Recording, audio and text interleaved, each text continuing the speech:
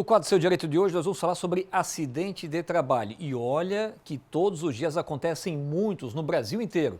Recebemos aqui o advogado, o doutor Tiago Albuquerque, para a gente falar sobre esse tema tão importante. Doutor, como é que tá? Tudo bem, Alexandre? Tudo bem? Tudo jóia? Tudo certo, graças a Deus. Os números são preocupantes, né, no Brasil inteiro, né, de acidente de trabalho. Sim. Até no CAGED, na lista do CAGED do ano passado, houve um registro aí de mais ou menos quase 750 mil acidentes de trabalho, mas acidentes registrados, né?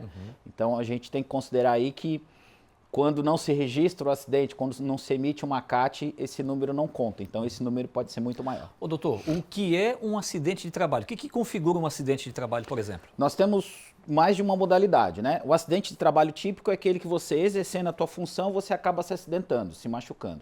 Mas nós temos, por exemplo, o acidente de trabalho de trajeto, que é aquele na qual você não está trabalhando, você está se deslocando para a empresa ou retornando para sua casa, no trajeto típico, costumeiro, e eventualmente você acaba sofrendo um acidente de trânsito, por exemplo.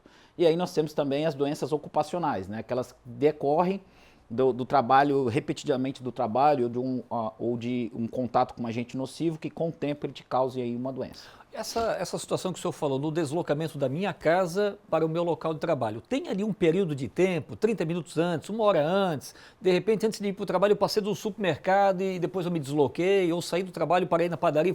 O que contempla esse trajeto que o senhor citou para a gente aqui? A única regra nessa questão do trajeto, Alexandre, é especificamente que seja o itinerário costumeiro, casa-trabalho, trabalho-casa. Se você desviar, por exemplo, a esposa ligou, passa na padaria. Isso é todo dia, né? Eu estou lhe perguntando. Passa na padaria e tal. Sim. E aí a padaria não for o caminho costumeiro, claro. Daí sim você pode, e se sofrer um acidente, aí seria excluído da questão do acidente de trajeto. Em que pese não ter responsabilidade a empresa em relação a isso, até porque via de regra nós usamos meios próprios ou transporte coletivo, né? Mas por uma questão de lei, legal, aí há sim essa condição relacionada a acidente de trajeto.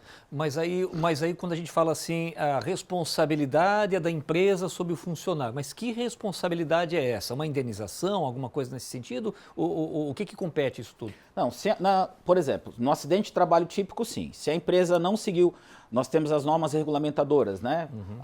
Vamos dar um exemplo, a pessoa levou um choque, então o equipamento não estava até errado, não cumpriu o NR10. A pessoa se machucou numa máquina, não cumpriu o NR12, teve amputação de um membro, alguma coisa nesse sentido.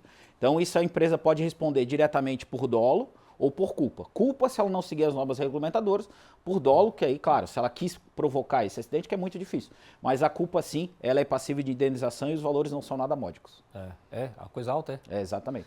Porque independentemente da situação, a pessoa vai lá, ela vai pegar o atestado, vai dar entrada no INSS e vida que segue, né? O problema o problema é justamente esse, porque ele tem a perda da capacidade, por exemplo, ele pode, vamos supor que a pessoa ela perca 25% da sua capacidade laboral. Mas é o funcionário que tem que entrar com uma ação na empresa? Ele entra com uma ação trabalhista contra a empresa, discutindo essa questão indenizatória, danos morais, às vezes um dano estético por uma cicatriz, alguma coisa do tipo. E se ele perder a capacidade, seja parcial ou total, aquele valor último que ele recebia, ele vai continuar recebendo até, enquanto durar essa situação essa condição dele, mais ou menos até os 75 anos aí de idade. 75. Deixa eu ver a pergunta aí, o pessoal está mandando o WhatsApp, 98871-9831. O Henrique pergunta, caso o acidente de trabalho seja fatal, algum recurso vai para a minha família? Boa pergunta, Henrique. Valeu, obrigado. E aí, doutor? A família pode acionar a justiça em relação a isso, né? Porque, via de regra, é quem está manutenindo a família. Então, essa indenização, essa pensão vitalícia, que diremos assim, ela vai revertir em prol da família. Temos aí também a condição, por ser um empregado registrado e recolhendo o INSS, tem a questão da pensão pós-morte, por morte, né? Então ele teria direito, a família, sim, de tanto buscar da empresa quanto do INSS essa reparação desse dano. Muito bem. Até agora há pouco, aqui no nosso Plano Geral, nós comentávamos aqui sobre uma moça que ontem numa padaria aqui em Blumenau, que foi a divulgação foi do Corpo de Bombeiros, ela tomou um choque numa fritadeira, né? Não se machucou, não foi levada para o hospital, ela está bem, né? Mas, enfim, ela estava trabalhando. Isso é um acidente de trabalho? Perfeito. É um acidente de trabalho típico, né? Porque ela estava exercendo a função dela.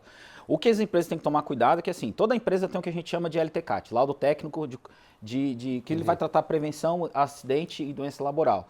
Temos aí o PGR, Programa de Prevenção e Gestão de Riscos. Esses programas, eles identificam dentro da sua empresa o que você deve tomar providência.